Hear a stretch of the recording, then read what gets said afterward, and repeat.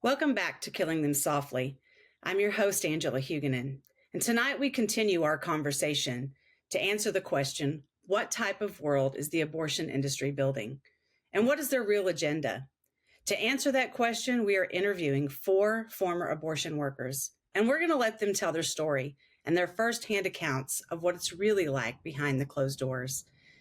Our last episode touched on the fact that the abortion industry does not hold to a high standard of care, and their operational procedures are built around ensuring ever-increasing access to abortion just to increase revenue. But who is their target audience, and how do they reach them? Well, that's what we're going to talk about tonight. I also want to touch on the federal program called Title X. Title X is an enormous resource that has helped to fuel the abortion industry. While these federal dollars do not go directly to fund abortions via Medicaid reimbursements or grants, they do aid in the industry in ways that produce more abortions. In our first episode, we exposed how these funds were accessed and how Title X was billed unethically for services inside the clinic at inflated prices. But tonight, our former workers will expose how the money obtained from these federal dollars also used to market sexual freedom, and it fuels the internal cultural indoctrination that continues to drive the desire in society for more and more abortions. I'd like to welcome our guests back tonight for episode 2 of What Kind of World is Planned Parenthood Building? We're going to start off tonight with Monica. Monica, you started out your career working in an organization that promoted safe sex for gay individuals. They sent you to Planned Parenthood to learn how to teach sex education to children, and eventually you ended up in a career as a Title X training manager for an organization that was the #1 provider in the nation for Title X training for any state provider, correct? That's right. During your time as a sex educator, you attended training conferences that were put on by Planned Parenthood. And can you tell us a little bit about how your organization viewed Planned Parenthood's business model for sex education, and what was the purpose of your attending their conferences?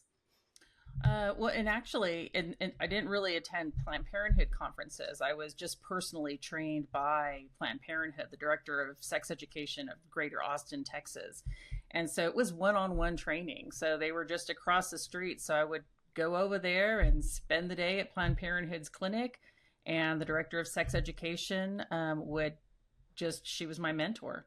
And she was my mentor for many years. She was also a woman from the community.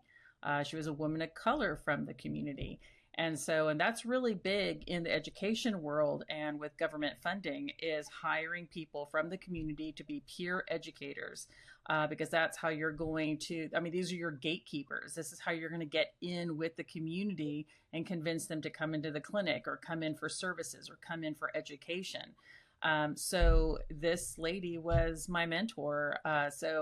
Although I did do many trainings with Planned Parenthood and with various organizations, my training consisted of literally being with them every day.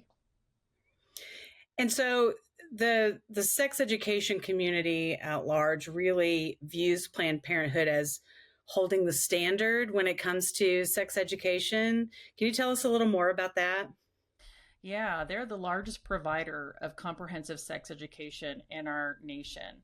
And they, along with many organizations across our nation, like Center for Health Training, which is now called CARDIA, JSI, these are training centers, and many other organizations, the CDC, working with population of Office of Population Affairs, we would all work together for training. And at the time, this was in the 1990s when I was doing education and HIV prevention, and all of it comes together. So HIV prevention, the STD prevention teams, and Planned Parenthood, anything with family planning, we would all collaborate together.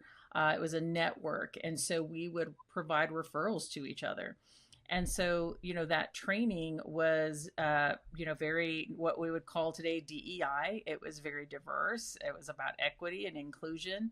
And so we were taught to always use gender neutral language. And that was a way to promote the LGBTQ community. It was also a way of, in a very underhanded way, teach the population, including children, that they could experiment by having sex with the same sex and that there was nothing wrong with that.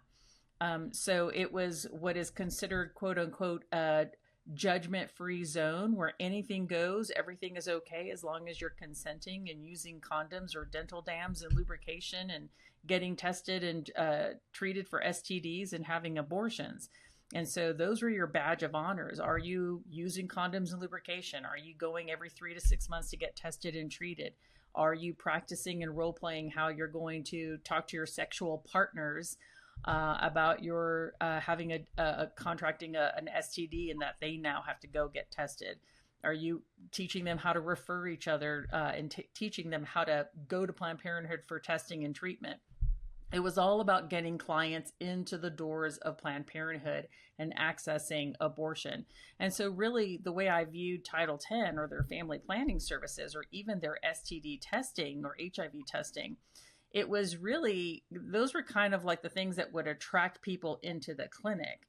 And so as once you're becoming dependent on their services, it becomes very natural in a non-judgmental zone to also access abortion. And it's probably one of the most dehumanizing experiences that I've ever had in my life. I mean, I was, as a young person coming out of college and being involved in this kind of education, I was groomed as well, and I practiced the same lifestyle. And so it was, just being inundated in that culture and pushing this ideology into vulnerable communities. So you spoke a little bit just about the gender neutral communication. The verbiage was very gender neutral, excuse me. And while at the time, I know you guys really did not service the transgender community. In fact, you said back in the 90s, that was something that was still even taboo. Like they didn't really talk about that too much. But what we've seen is that some of that gender neutral communication has given way to this transgender, ideology. We're seeing that community, the gay community and the transgender community, kind of come together.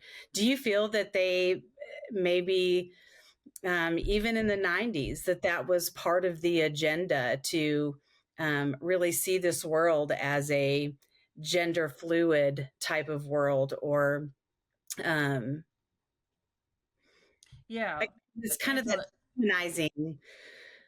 Yeah, no, we were very friendly with the transgender community. Very, very friendly. I actually had myself, I actually created a focus group where I invited the transgender community to my office, and then I ran a support group for transgenders for over a year. So part of the sexual fluidity and gender fluidity was always part of education. Now, what Planned Parenthood didn't do back then was provide the hormones that they're providing today. So today we're seeing that they are actually pushing that onto children. And that's really because they're making money off of it. They see a great opportunity to make money off of something that they've already groomed children to do, which is to really release all morality, all absolute truths from their minds and their hearts, and to experiment with either gay sex or even gender bending. And so from the very beginning, my first job was with a gay organization. And so they hailed Alfred Kinsey as their hero. He is the father of sex education. He is the one who not only, his research, of course, his research is fraudulent, but to them, they were very grateful for him because of the Kinsey scale, and his belief was that no one is truly heterosexual, but that everyone is on this scale of homosexual and bisexual. And he believed that majority of the people were actually bisexual or homosexual. And this is where you see this language of not, where Planned Parenthood does in the gay community do not want people to be heteronormative, where they demonize being heterosexual. And so they are basically expressing that they don't believe heterosexuality is normal. but they also don't believe that gender is binary. And so we saw that a lot in the 90s as well. What was not seen was we didn't see Planned Parenthood providing those services to children. It was mostly adults. Now the transgender adults were seeking that kind of care from very specific clinics. Planned Parenthood was not one of them. But obviously, with what we've seen in this last couple of decades, with transgenderism just shooting out of the roof the way it has, with rapid onset gender dysphoria, Planned Parenthood saw a great opportunity to make some more money, and especially when the pro-life community is really winning. I mean, we see more and more young people becoming pro-life. So I think that they are very aware that abortion is that teeter-totter kind of thing. They're not going to let go of it. They saw a great opportunity to go ahead and prey on the vulnerable once again and make money off of children by giving them this fraudulent belief that they can actually transition into another sex. None of that is true, but they're making a lot of money doing that. But yes, I mean, I think one of the points you made, Angela, is what we did even in the 90s in sex education and using gender neutral language. Did that pave the way for what we see today? Absolutely. It was very, even in my time with the gay community, a lot of their conversations they were even questioning their own gender. They were wondering, why some, lesbians were butch and some were femme. I was part of those conversations, listening to their thoughts on that. And so there was a lot of confusion. There was a lot of kind of existential kind of questioning within the LGBTQ community. And so I think it's just a natural result of what we saw, really, that started much sooner than even the 90s, obviously, with this LGBTQ culture. And it's become very normalized among our young people. And the reason it's become so normalized is sex education, including social media and access to all this information across the globe.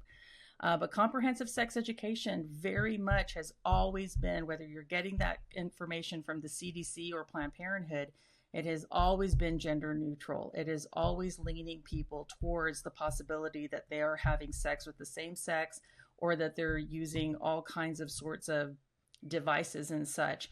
And it was always a no-no to make assumptions about people's gender or sexual orientation. Yeah, and we're seeing it drive to a younger and younger age all the time. To the point now where we hear in the media of parents allowing their 1, 2, 3-year-old to make the choice, as they say, to be a different gender. And so we just see it driving to a younger age. Now, you talked about also, again, you were in the 90s when you were promoting a lot of the sex education. And you talked about a CDC video that was shared at the Nobody's Fool conference, a sex education video. Can you talk about that conference a little bit and just the videos they were showing? And, where were the parents? What was happening, that we were able to show these videos to young people without parental consent? So I think if your listeners right now could probably Google sex ed camp. And I think that's what you're going to see right now is that what I'm about to describe to you about what happened in Waco, Texas in the 90s by Planned Parenthood. It was a conference called Nobody's Fool, is the equivalent of what you see today called sex ed camps. And these are comprehensive sex education camps put on by either Planned Parenthood or anyone that is using the National Sex Education Standards, NSES. And you can find those on the SECAS website. And once again, we see all these organizations collaborating to create these standards.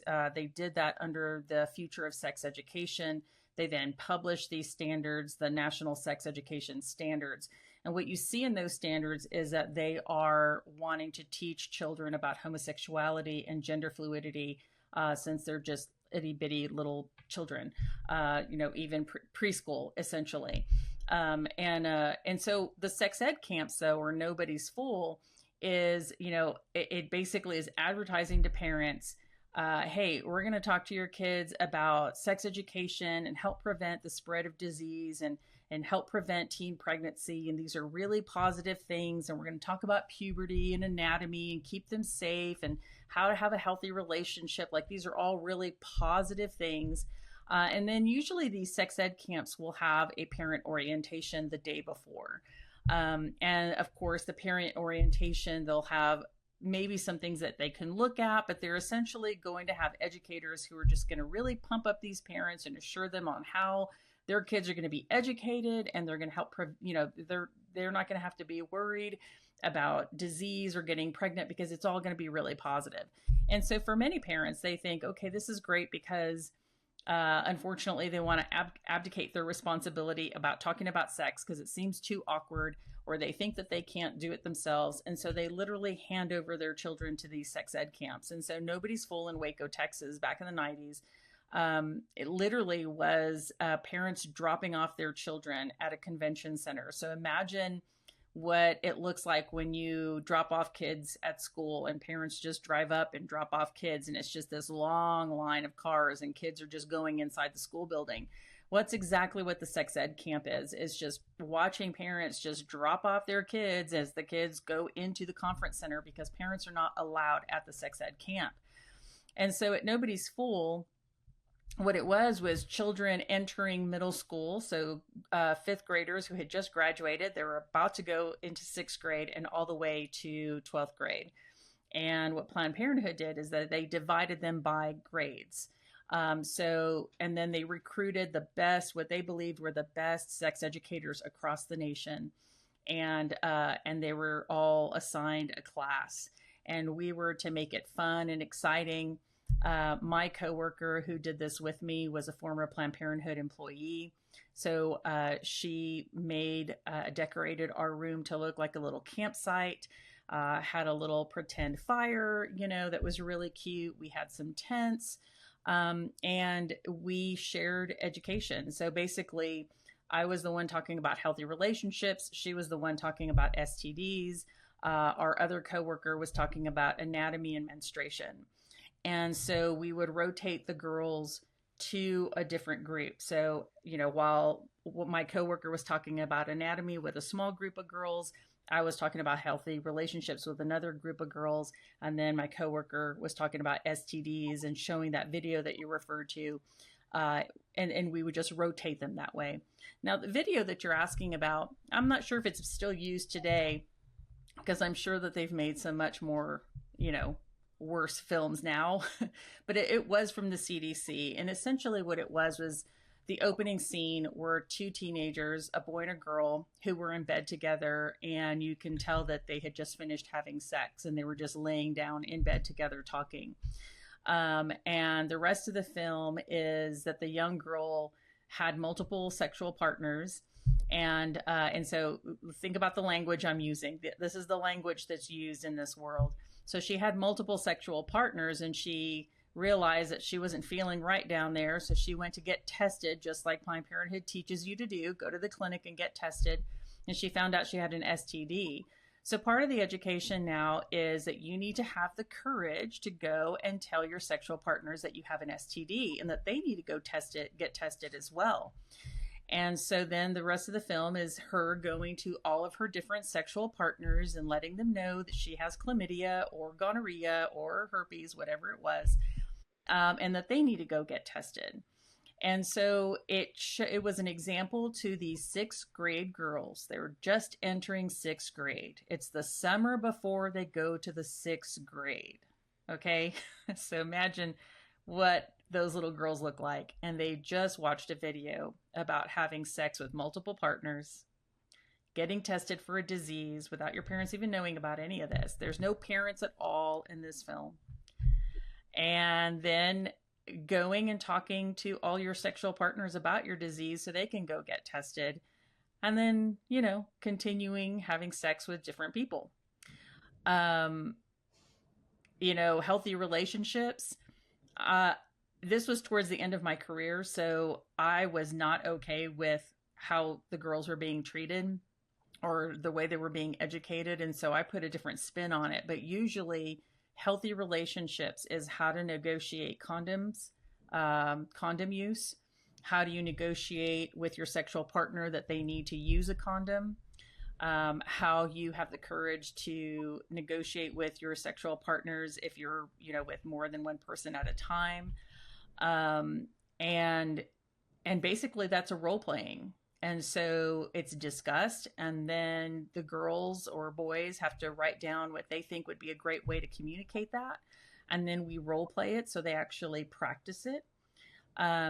They're encouraged to eroticize the use of condoms to encourage their sexual partner to use them. So if the excuses are it doesn't feel good, then they're taught how to eroticize and convince their partner that it would feel good, especially by using lubrication.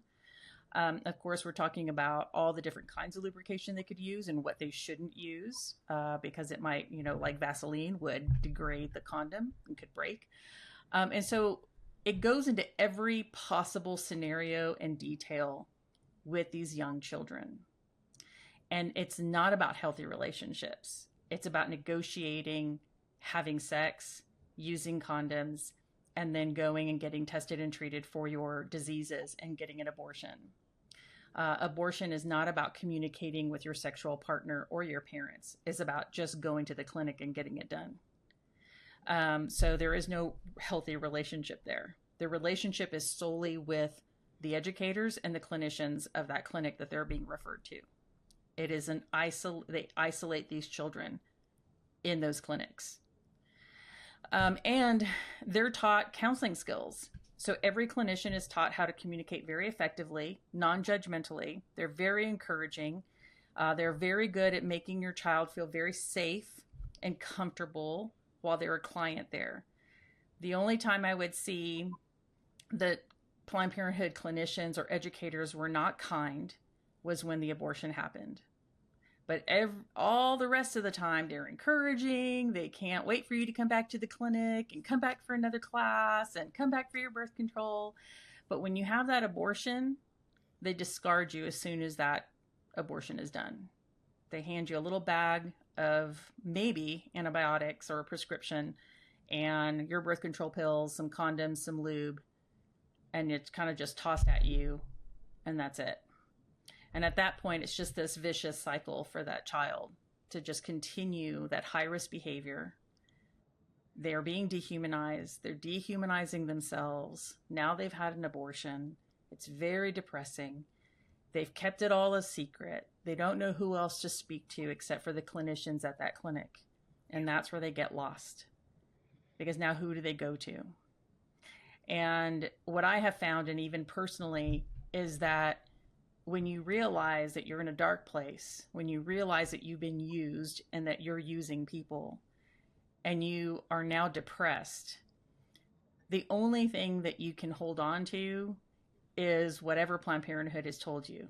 But you're an empowered woman. You got this, girl. You go get yours. You're doing great. Oh, you don't need love. You don't need marriage. I mean, men use girls all the time. You use them first. Mm-hmm. I mean, you're empowered. You're like, and you start. So these kids they've got the words that Planned Parenthood has given them to encourage them to continue this behavior. But I guarantee you that they're hurting, they're confused, and they're depressed, and they're isolated. And the only people they're able to talk to are their friends that are doing the same thing and Planned Parenthood. Or that educator that comes to their school who's going to encourage them, and they're exciting and they're colorful. And maybe you need to be off boys for a while and you just be with girls for a while. It is just the most demonic thing, because it is literally breaking down the inhibitions of children, taking away their modesty, violating them with this kind of education, encouraging them to violate themselves. And I think that's part of the depression, is that they're choosing to do it. They're at this point consenting. So now they're blaming themselves for the place that they found themselves in. And it is a very confusing time. And it's probably the time that they need their parents the most. So it is one of the most dark experiences of my life, is to have been a comprehensive sex educator in those various organizations. And it wasn't until I came to Christ that I finally saw just how demonic it was. And it wasn't until I came to Christ that I realized that the whole agenda was to pursue and to prey on vulnerable communities, and that these communities were slowly dying. These children were dying. Family in these communities were dying. They were being destroyed. And all the while, our taxpayer money is funding it. And so that's why people trust it. Because when I pushed back at the very beginning, thinking this doesn't seem very healthy, it was like, no, this is the real world. This is good. This is what people want to do. This is what the kids want to do. Everyone is consenting, and hey, the government funds it. It must be legitimate. It must be okay. Because why would the government fund it if it wasn't healthy? Well, and again, I think that they use specific terms on purpose. Mm-hmm. As a parent, if I hear that my children are going to go to this sex ed camp and they're going to learn about healthy relationships, in my mind, what am I thinking? I'm thinking, oh, they're going to maybe talk about monogamous, relationships that are healthy. And for a Christian, of course, relationships within the marriage bed. That's what we think of when we hear healthy relationships.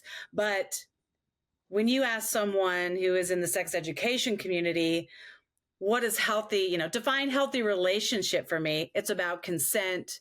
It's about negotiation, right? It's about what feels good. It's completely different than what these parents are thinking. And then again, like you said, when these children start to put it together and feel bad about it, they help them rationalize that behavior, right? To encourage more high-risk activity.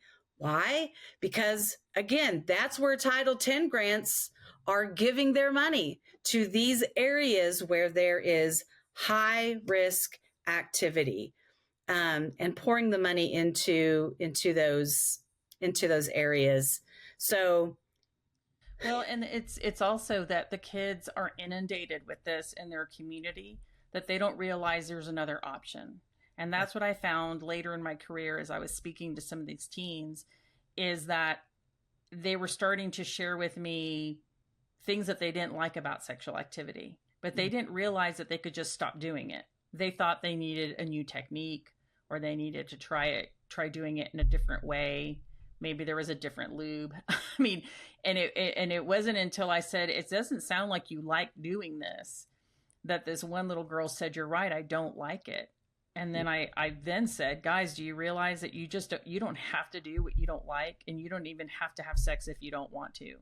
And these kids, literally, that little girl said, ma'am, no one's ever told us that. No one's ever told us that we don't have to have sex. And those kids started talking about ways that they could be with each other without having sex, like playing basketball or going to the community center and watching a movie, from the community center, or, playing games. But one little girl did say, I can't stop because everyone expects me to have sex because I've already done it. So now I can't stop. So they don't realize, one, that not having sex is an option. And they also don't realize that even if they have become sexually active, they can still choose to stop. And so there's a void that we're not filling as parents, and as, and our children are getting this information from the community. They're getting it through programs in the schools, after school programs. They're getting it in so many different ways, because this is basically like a predator. They are going wherever the children are. Comprehensive sex education doesn't just happen in the clinic. It happens at the school. It happens in the community. It happens in your after school programs at your school. It's happening in social media. I follow SECUS and Planned Parenthood on my Instagram and TikTok. I mean, it is happening nonstop. And if you're not speaking to your child and helping them navigate that and understand what's healthy and what your expectations are, and you setting healthy boundaries to protect them from things that they may not be able to negotiate for themselves or say no to for themselves, then there's that void and they're going to be vulnerable. It's really, really important that parents become more engaged with their children about all of this because they are being exposed to it. And the Planned Parenthood and comprehensive sex educators are very much like the predator. They have the same instinct. They're going to begin by gaining trust with the child, number one. Number two, they're going to reduce their inhibitions by exposing them to sexual content. Number three, they're going to then encourage them to participate in that sexual activity. It is exactly like a predator. And so this is a really serious thing, and our taxpayer money is funding this. And I guarantee you, it is in your public school. Yeah, absolutely. And how heartbreaking that they just continue to drive this again at younger ages all the time. Well, and Angela, the other risk, it's not just kids having sex with other kids, but the other risk is the human trafficking. So when a child now is being taught that any adult can speak to them in such graphic sexual ways about their body, then they can't discern that an adult who approaches them at school or an adult that approaches them online is doing something wrong, because all these adults are now speaking to them in such sexually graphic ways. And so it really starts to cause the children to have even less discernment. Because the way I taught my son is no one talks to you about your private parts and no one's going to talk to you about sex except for me. So if any relative or any friend or neighbor or teacher tries to talk to you about these things, then you know it's dangerous and you need to run and you need to come tell me. But if we're allowing all adults to talk to our children in graphic ways that way, then who do they know who to trust? They don't. And so it's really important that we teach our children that these conversations need to be at home with their parents. Absolutely. Absolutely. I 100% agree. One of the things that we are also seeing, so the CDC website has data regarding STI treatments and reporting numbers of STIs in sexually active people. And they, in the last several years, are showing numbers of epidemic proportions. These numbers are continuing to increase. Caroline, can you share a little bit with our viewers just about the pattern that you saw in that was part of your role as a clinician was, treating STIs, but also, in giving them information on how to prevent these STIs. But yet many of those that were coming in for preventative measures were also coming back in for treatment. Can you talk to us about that just a little bit? Yeah, so I was involved with Planned Parenthood back in the early 2000s and the teens, and became an HIV counselor and an STD examiner before I became a women's health nurse practitioner. And so I think one of the problems, which I think is becoming more vocal now, but wasn't then, is like Monica pushed with the education piece. Condoms, lubricants, get tested. Why is there so much need to get tested? Well, because condoms don't protect 100%. If you do a little Googling, you'll see that they're about 78 to 85% protective. So you automatically create a patient when they're having sexual activity, genital contact. It's going to create a patient, especially the younger they are. They're just more at risk. The younger they are, the more opportunities for exposure they have. And if you look for like the references on that, you're talking like American Academy of Family Physicians, you're talking about like San Francisco AIDS Foundation. So this isn't me just doing some random Googling. It's truly out there if you look for it. And it is backed by good organizations, at least good as far as research backed and what most people would rely on for their information. Now, if you read, the package insert on condoms, they'll say they're 99.5% effective against STDs, but that's in a lab, and a lab is not real life. And so that's why we get these, they're not as effective as they seem to be. Contraceptives aren't as effective. We have user error, and that creates a client as well, as far as, oh, my method failed me, so now I can go get an abortion, right? I feel like that's a reasonable next step. And so it's real tricky. And then the other piece you have is, even if you're using a condom consistently and trying to reduce your HIV risk, well, we're seeing these syphilis on the rise. That's one of the STDs. Now we're seeing stillborn babies again. I mean, I diagnose syphilis maybe once every 4 years, or have it come up in a health history maybe every other year. That's not the case anymore. 1 in 6 individuals in our country has genital herpes. So you think about these young people and how the volume of their partners, well, if 1 in 6 have genital herpes, and there's not a routine test to screen for it. And then the other piece is, through the 2000s, where you had the Gardasil vaccine come out because there was so much HPV, or human papillomavirus. Well, that causes oral cancers. So you think of oral sex issues, genital cancers, anal cancers. I mean, it really has a field effect on what it can damage. So Gardasil comes out. Well, that's meant to protect from 9 strains of the virus, but there's 40 strains of the virus, so people can collect a variety. And then they do have the difficulty of notifying partners, whether they've had, education on how to do that or not. That's not an easy conversation to have. Nobody gets a Medal of Honor when they're diagnosed with an STD. Nobody is ever, satisfied or feeling like excited when they're called with an infection, because infectious disease isn't normal. It's not normal for our bodies.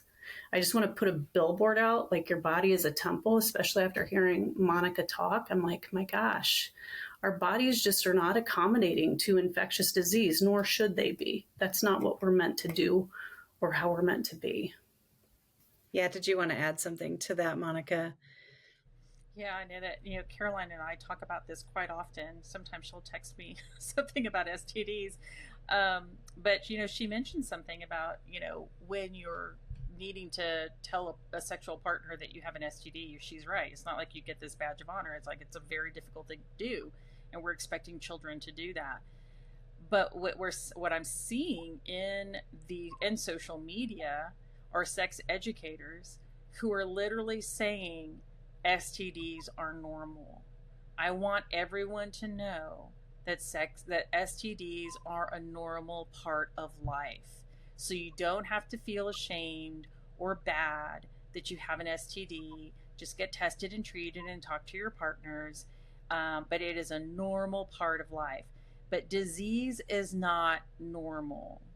There's a reason. This is the reason we have prevention. We want to prevent the spread of disease. And Caroline is right. I know, and maybe Caroline can talk about this some more, is that some of these STDs that were decades ago were easily treated are now resistant to modern day medications and treatments because they're mutating. And so, and I'll let Caroline talk about that some more, but there's a huge push, as we're seeing in the pro-life movement, that pro-abortion people are trying to normalize abortion. But in sex education, they're trying to normalize childhood sex, and they're trying to normalize disease.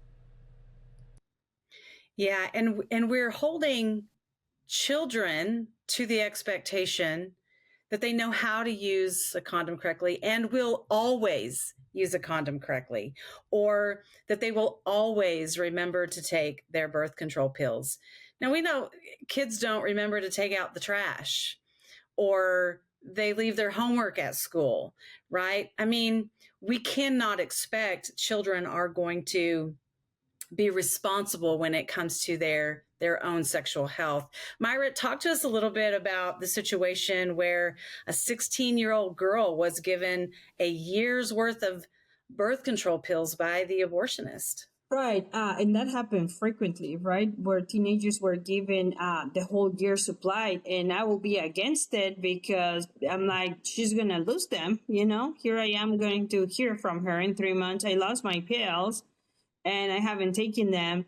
And she's like, well, that's none of our business. We're not their parents. She wants a whole year supply. We'll give her the whole year supply and she can take them. And if not, we'll just see her back here again. That was her comment, And I mean, for years, I went at one of my jobs as the director of those Title 10 centers was to attend those trainings that Monica was talking about. I was very passionate about prevention, right? But then I was not even allowed to talk to children about abstinence, but that's the first thing I will use with my children. I mean, my children grew up while I was a director of a Planned Parenthood, and my comment to them will be like, if you end up with an STD or pregnant, how stupid can you be if your mother's a director of Planned Parenthood, right? Like, I will be like that because I will talk to them about abstinence and all those STDs, but that's not what I was allowed to do in there, right? I was not allowed to educate that if you take your old years of birth control, most likely back. So I can give you a few, right? Which it happens a lot, right? You can even hear, and Caroline can correct me if I'm wrong, but you're hearing them saying like, hey, I need refill on my doxycycline for my STD. And you're like, how? No, you don't get refills. Well, I lost my pack of pills. No, they probably gave it to the boyfriend that also had the STD or the friend that had the STD, and they're passing on their pills and stuff like that. But the abortion was like, that's none of our business. She asked for all 12. I'm going to give her all 12, and we'll just see her here again. And that to them was like funny. Yeah. And if I'm written a prescription for Oxy and I say, well, I give it to someone else because they had pain, the doctor doesn't say, well, that's none of our business. That's against the law. It's a prescription, right. But yeah, we are just allowing, or Planned Parenthood is allowing these things to go on and not even monitor or even think with good sense about, allowing someone who is 16 years old to have or be responsible for a year's worth of pills. You said before, even in Arizona, it can get up to 110 degrees. And if those are sitting in the car, they're no good after the heat. So, Useless. there's a lot of issues there. Correct. So, we're talking about how, Planned Parenthood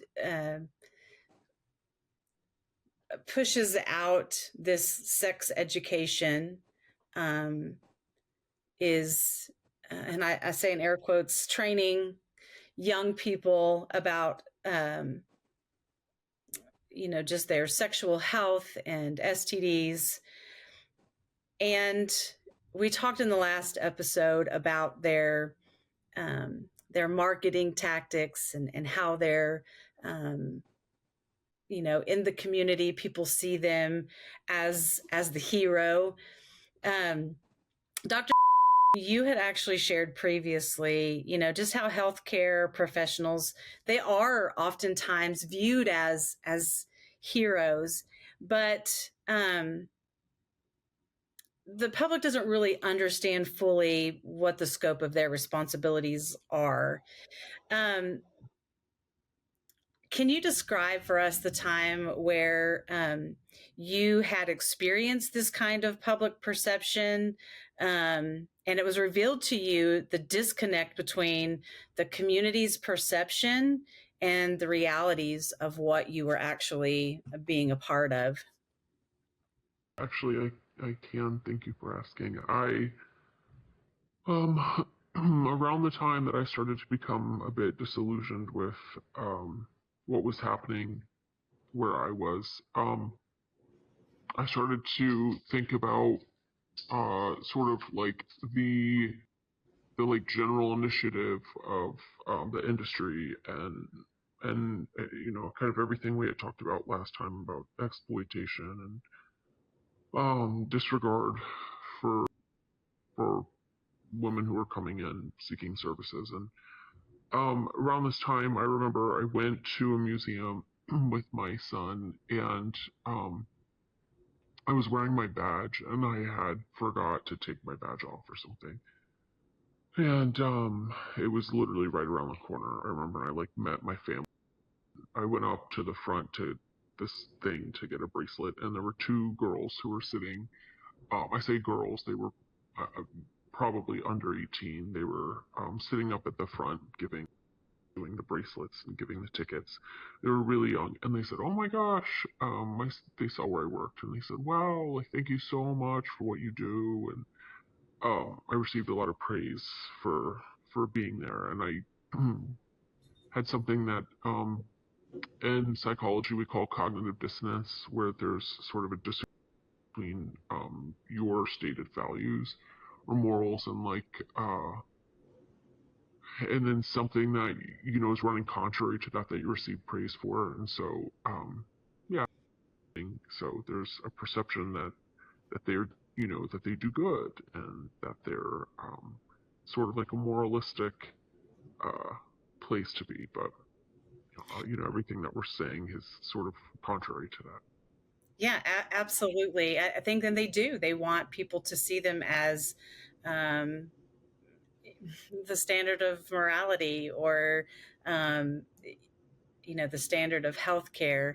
And we do see that people are completely blinded to what is actually happening, and they do hold Planned Parenthood as a hero. They hold them in high regard.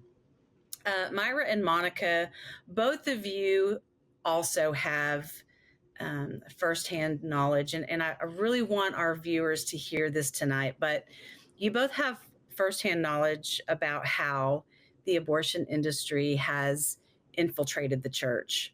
So, yeah, you're right, Angela. As a Catholic, I have seen the pro abortion side infiltrate, right? It started with the pro birth control. So, Catholics, we don't believe in birth control. We believe in abstinence and natural family planning, right? But little by little, from the 70s, they started infiltrating the Catholic Church with birth control and making Catholics see birth control as more optional, right? And my former employer, I remember that a group will text me, Maya, are you going to church on Sunday? So you can tell us what they're planning. I have seen Catholics for Choice come up. I was part of Catholics for Choice for many years. I fooled myself believing that I could be Catholic and for choice of killing babies, right? And to the point that now, I mean, sadly, the majority of Catholics are in favor, and I will say majority because it's like 55% of Catholics see abortion as the lesser evil, right? And little by little, they infiltrated it to the point that we have an abortionist. I won't name the title of the book because I don't want people Googling her book, but How to Be Christian and an Abortion and an Abortionist, right? It's somewhere along the line, the book it's called. And sadly, I think that it's the lack of our church leaders that have allowed that in the church to happen. I've been trying to work very closely with the Catholic Church, at least here in Arizona and some other states and in other countries, to at least have options for women that are pro-life, right? In the bathroom, on their bulletins, somewhere in the church, that women can see more life-affirming options instead of the Planned Parenthood in the corner.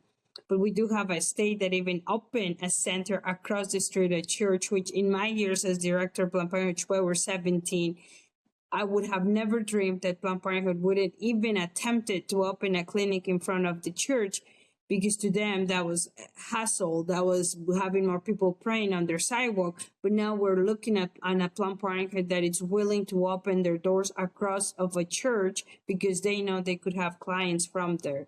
And that's how I see they have infiltrated. They have rooted themselves into the Catholic Church, which is that I can speak for, right? And making abortion seem optional. I don't know, Monica, what do you think? Well, I saw Planned Parenthood and comprehensive sex education come in to the church, but through HIV education. So we're working in what was considered a high risk community. So it was predominantly African American and Hispanics, and HIV rates were very high among those two populations. And so we used that information to go into the church and speak to church leaders about the high incidence of HIV infection among the African American community or the Hispanic community. And, had this private meeting with the pastors and their elders to discuss coming in and providing prevention education as the solution. And so the church began to abandon their faith and and really God's ideal for sexuality being expressed within marriage, to then taking on the secular solution to this HIV epidemic that was happening in the 80s and 90s. And so out of fear, and I'm guessing a lack of faith, or not wanting to talk to their congregation about, abstaining and waiting till marriage, they went ahead and adopted HIV prevention. And so HIV prevention educators came into the church. That also meant that the gay community came into the church. And because all sex education is going to be spoken about in gender neutral language. So what that meant is that these congregations, if they had sex education for just the men, separate from the women, they were still going to talk about sex between two men. They were going to talk about all those things because another element was, okay, I'm not assuming that you're the one that's having sex with another man, but you can be a peer educator and you can provide this information to someone that you do know that's doing that. And so that was another piece of it, is creating peer educators in these vulnerable communities. Is, well, we'll come in and we'll teach several of you, a team of you, how to become peer educators. And the way that looks, and you see Planned Parenthood doing that today with young people, especially with young people, this is done in a very empowering way.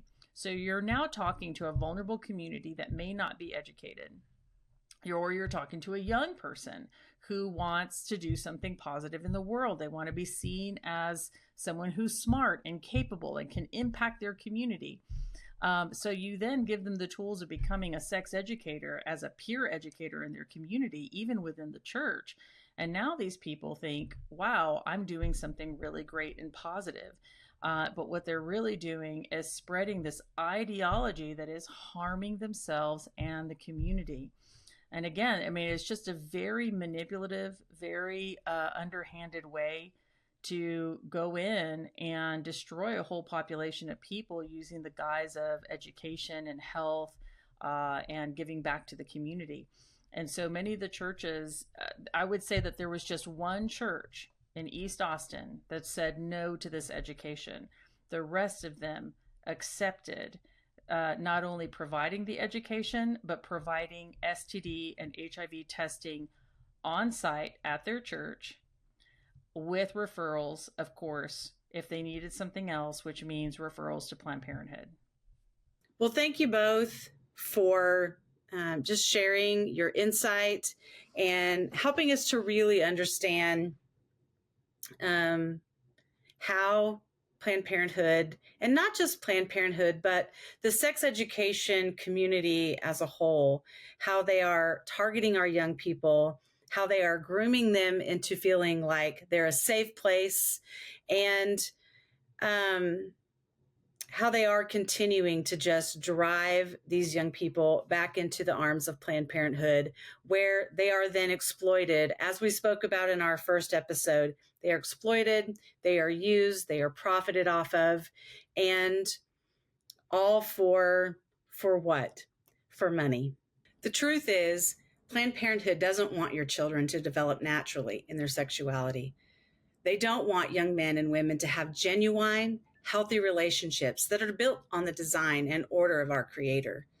What they do want is for young men and women to feel empowered and encouraged to participate in risky behavior that will drive them again and again to the abortion industry so that they can profit off of their unhealthy decisions.